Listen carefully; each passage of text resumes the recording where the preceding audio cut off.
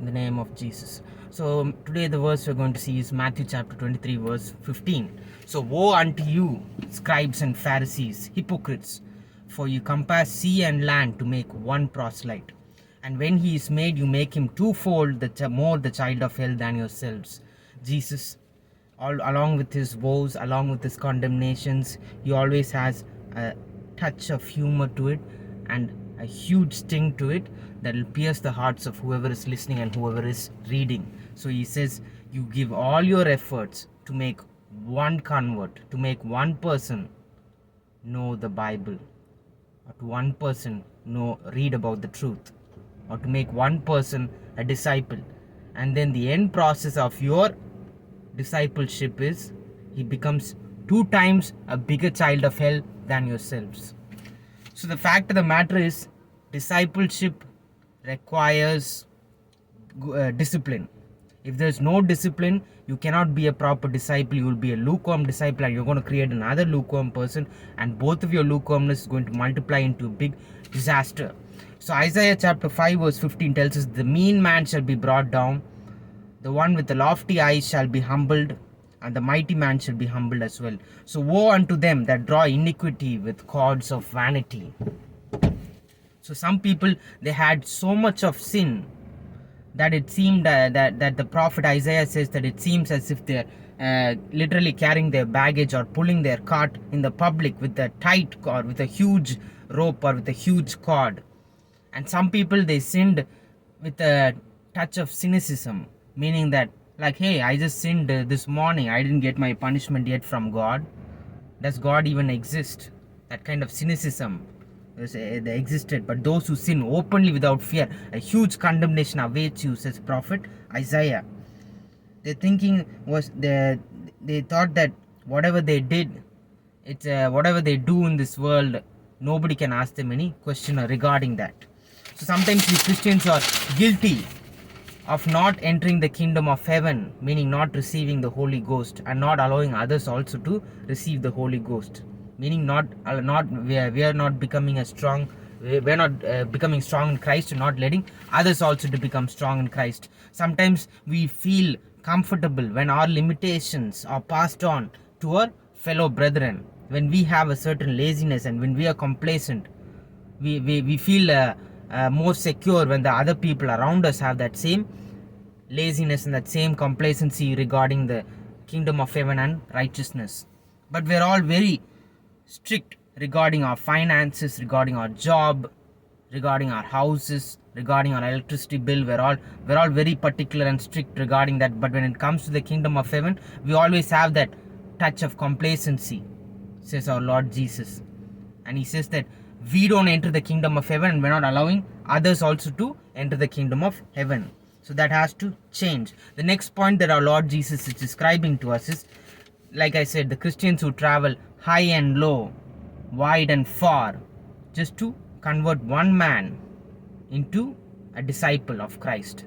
And then what happens? Because of our lack of discipline, we make him into 2 times the bigger child of hell than we are. Salvation requires belief, but discipleship requires behavior. That's very important, what we need to understand. Otherwise, we're just going to end up being a Pharisee or a scribe or a hypocrite.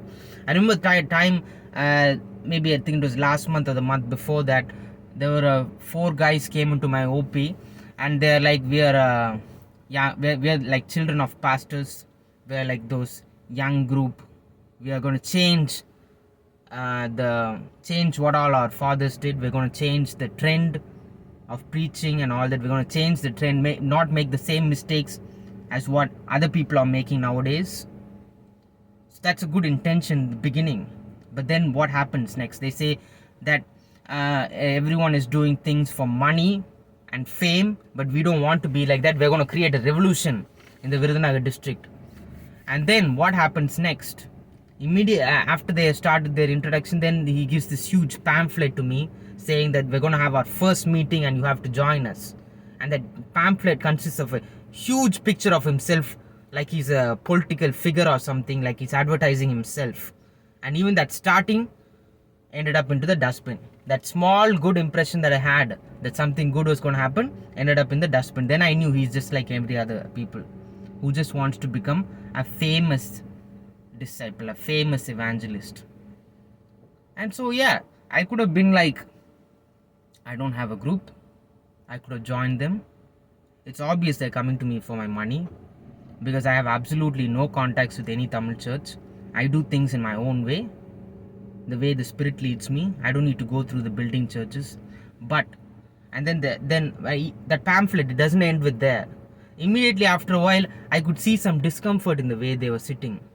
So I handed them some money in a cover, and they were like, it was in a sort of thing like, this is good, but can you now sponsor us for a bit more money for food and all that? Then I knew that it's going in the wrong direction, because see, when our Lord Jesus called Simon Peter for discipleship, he did not say, how much money do you have? Let's go on this journey through Christ. Because he knows that money is unrighteous. But these people in their first meeting, all they could speak of was a pamphlet regarding their advertising their own face and money.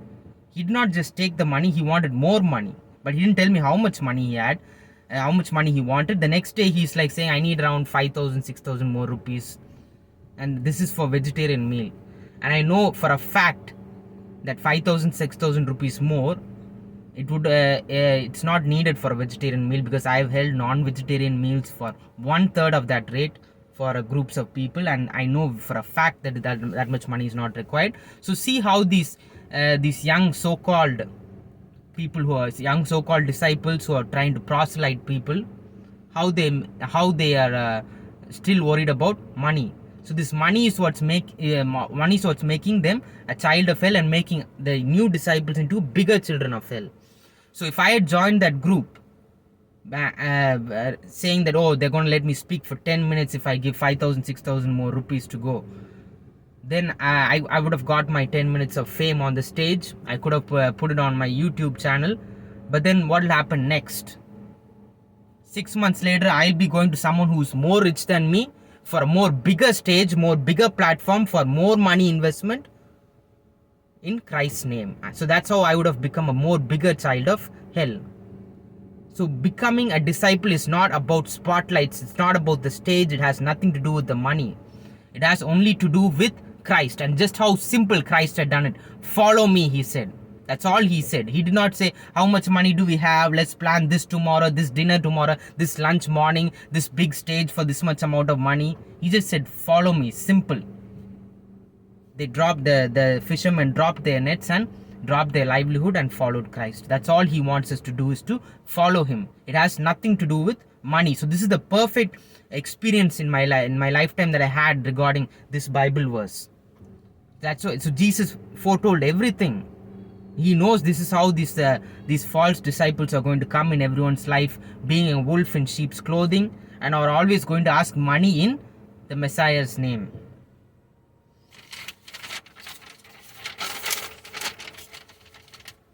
So, our pay comes when God comes, which is the second coming of our Lord Jesus Christ. No disciple should ask any money in Christ's name.